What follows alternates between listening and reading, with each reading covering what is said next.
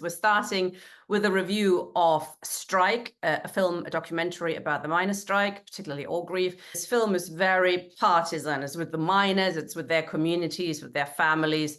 There are interviews with miners, 4 or 5 of them, then and now, and both are very moving. It must have been particularly moving for all those who were in the miners' strike and who played a leading role, be it, the women as well, as supporting women or the miners. And when I went to the cinema in Sheffield, there was not a dry eye in the house. Joining us to discuss it a bit more is John Dunn of the Orgreave Truth and Justice campaign. John, what I found particularly interesting, the testaments are very interesting and moving, but what I found particularly interesting is that the film is very clear about the strike having been provoked by Thatcher's Tory government. Yes, as revenge for Saltley Gates in 1972, the miners' strike, where a picket led by the young Arthur Scargill won huge concessions from the government. And then there was another very successful miners' strike in 1974. And the film explains very well that was one of the things that really got Margaret Thatcher going, but also she wanted to take on the unions, and by starting with the strongest union in order to break them all. The film's very, I've not seen it that clear, that point being made quite so clear in a film about the miners' strike.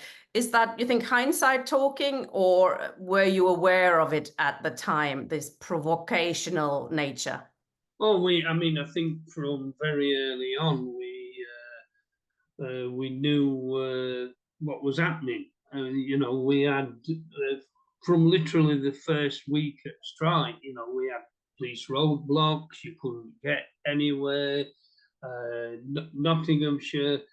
We had pickets in Nottinghamshire who were very effective at actually shutting Coalfield down. That's never gets talked about, unfortunately. But what happened is then the police moved in, and my strike centre in Claycross, we actually had people staying in Blydydd, near Mansfield, in people's houses. And one night, the police came and literally rounded everybody up and escorted them out of the village. And at the same time, all the telephone boxes, we didn't have mobiles, obviously, went down, so nobody could get a call out or anything. And we now know that Thatcher had instructed the police, the courts and everything very early on to do this. So yeah, the strike had been provoked.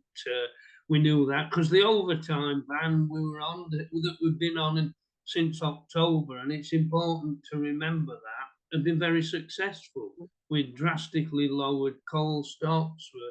We were cutting them by some 8 million tonnes a week. So they knew they had to do something. Yeah, and it's very interesting. It mentions the manifest, which was an interesting piece of history. Can you explain to us what the manifest is and how they've tried to hide it? Well, it actually came out during Orgreave trial. The secret police tactics document that are based on experiences in Northern Ireland, and that literally instructs police on the procedures to follow in any what they refer to as civil disturbances. And it actually uses words like incapacitate, which have never been heard. These nice, kind, friendly policemen that help old ladies across the street and things like that were being given instructions on how to incapacitate literally anyone they needed to. So that came out, and also it they tried to deny that this had ever happened. They turned the whole theory around that it was us that were being violent, and that they were only responding and protecting innocent people that wanted to go to work. But it's obvious you don't prepare something like this if you're not going to use it. It were a blueprint on literally how to deal with us.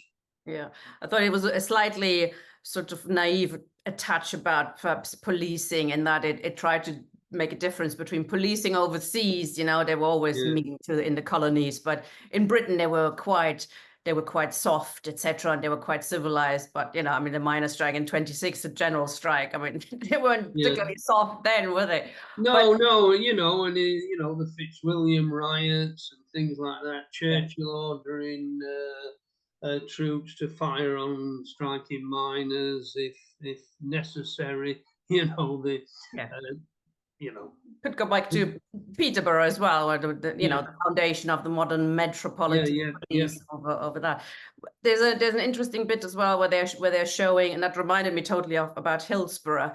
You know, where they where they told the coppers, there's two coppers in the film, one decent enough and one is sort of not so nice, but the decent enough ones said quite clearly, you know, this we were trying to write down our evidence statement, and I was told, and it was an instruction to put this paragraph in this particular paragraph, and that came out as well, didn't it, in the trial, that all the coppers had the same exact paragraph in it.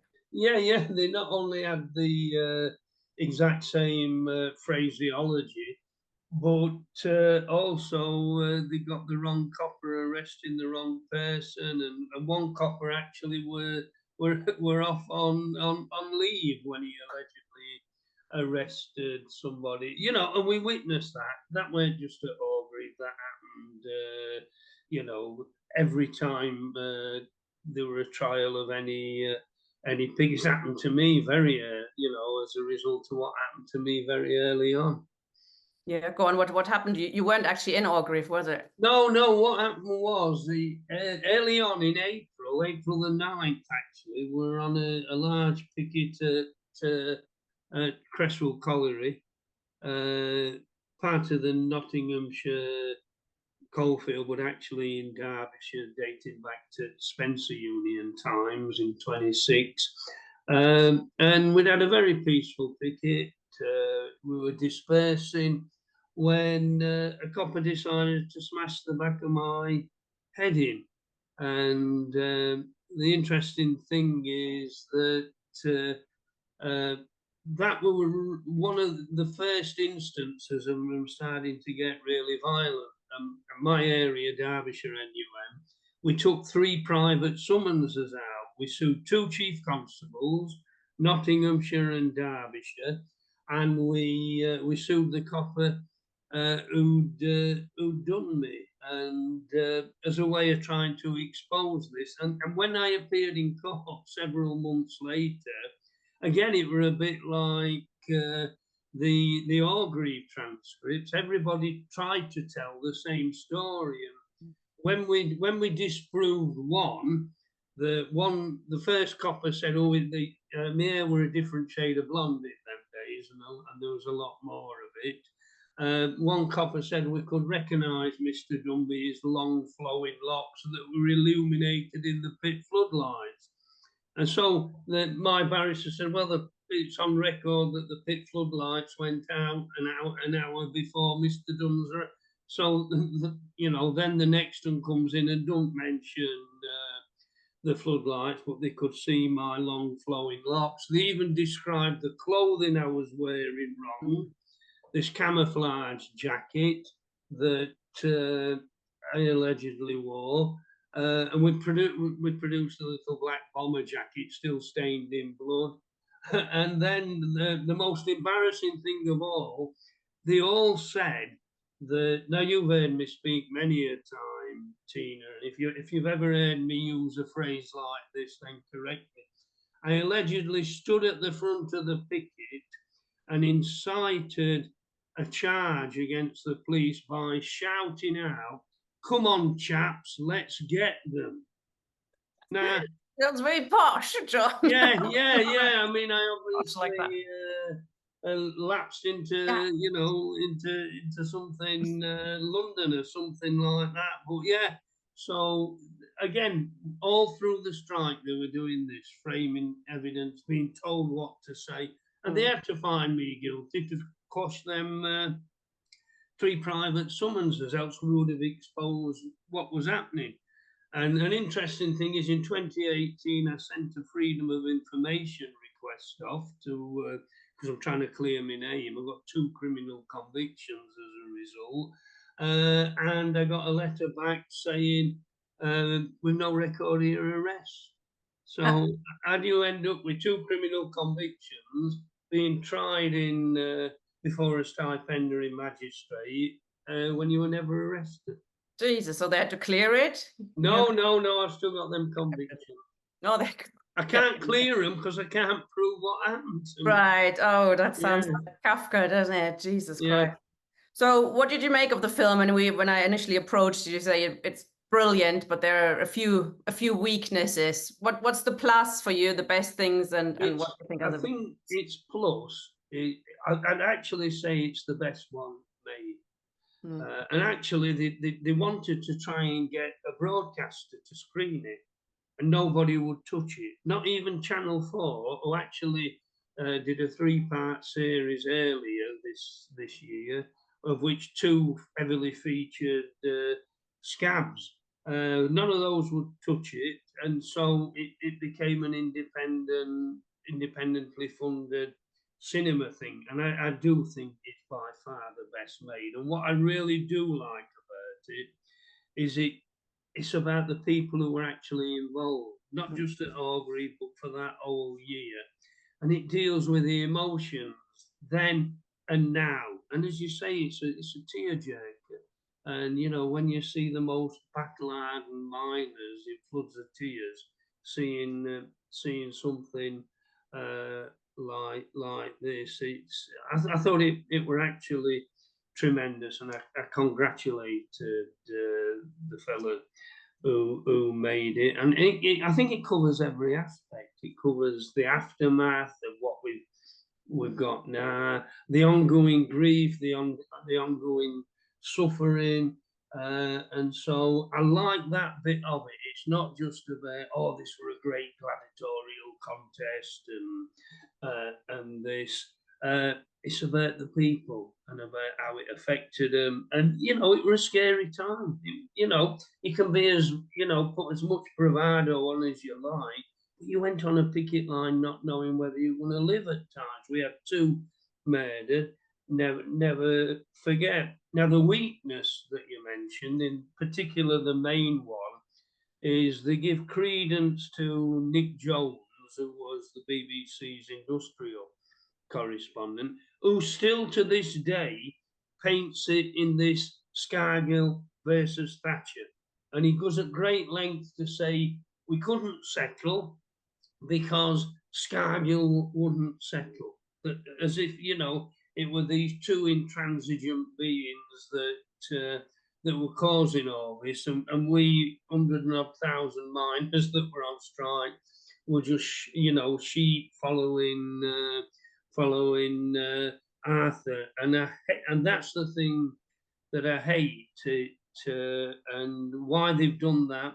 I think that might have been in an attempt to mm, get it taken up by a broadcaster mm. or to get it distributed, you know, in cinemas. Luckily, it's in a lot of cinemas. But if you ignore that bit, it's a tremendous documentary. What do you think about, I mean, it is a bit critical on the ballot question as well, which was a big controversy on the left at the time. Can you explain it to us a little bit, what the question of the ballot was and how it was used to, you know, discredit it? Well, it became the demand of the media, the scabs, and it's quite simple. It was never a national strike.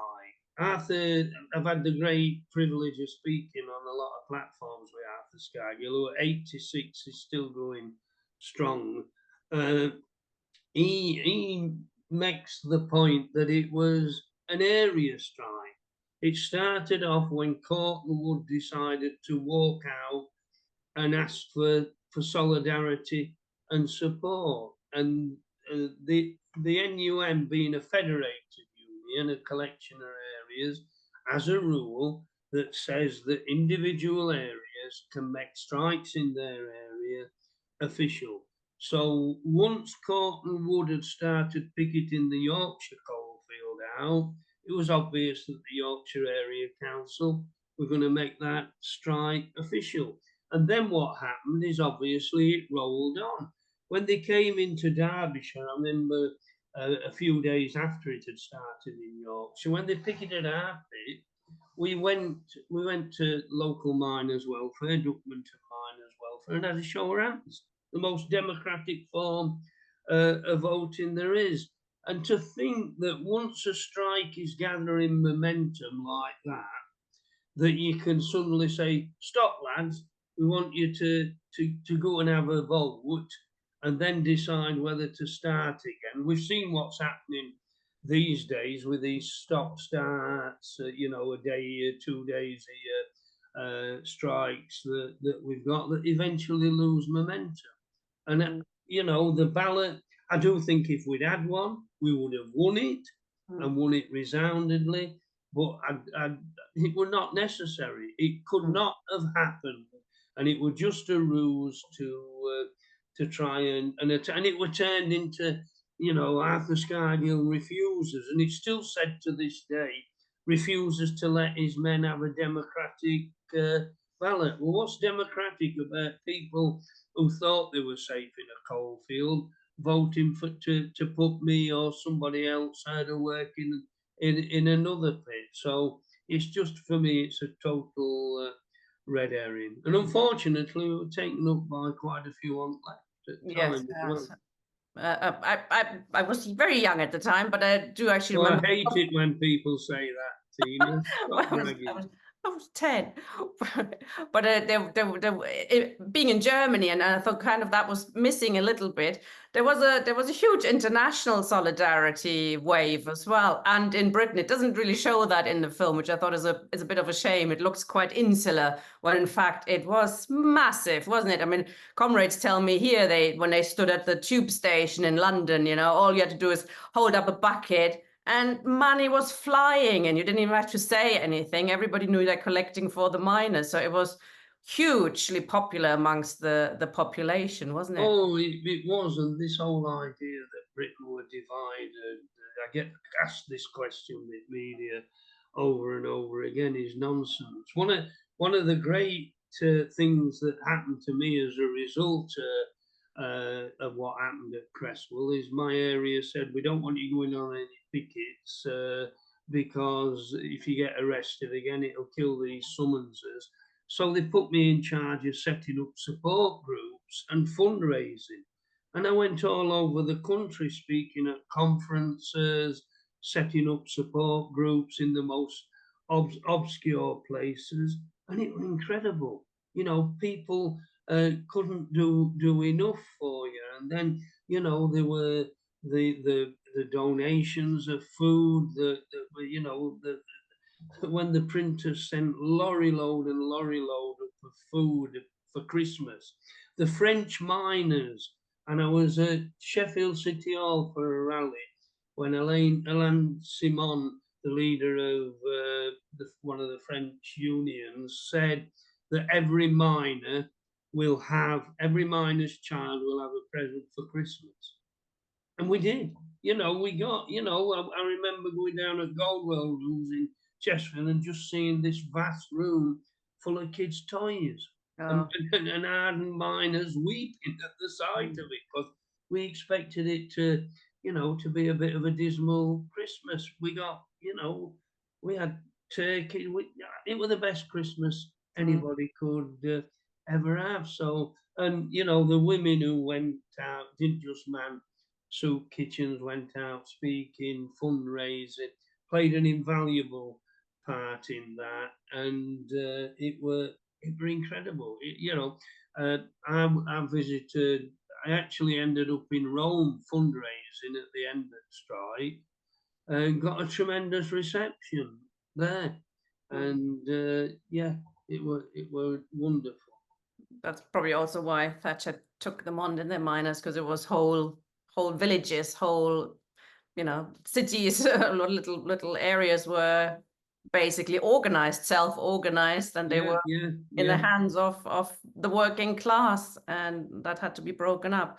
Can I ask you something slightly controversial, perhaps, and that is the role of coal? I mean, what was also very common at the time was saying, that we just have to move forward. Coal is dirty, it's old, etc. We have to move away from it. I know the German government is building new coal plants now, which has to do with Ukraine, of course, and not wanting to take Russian gas anymore. But it's not over, is it? It's not finished. The world that burns more coal than ever, and to think that it were closed because it for environmental reasons is nonsense. We had the most advanced clean coal technology, and if anybody ever tells you that coal cannot be used or burnt cleanly, then they're way off beam.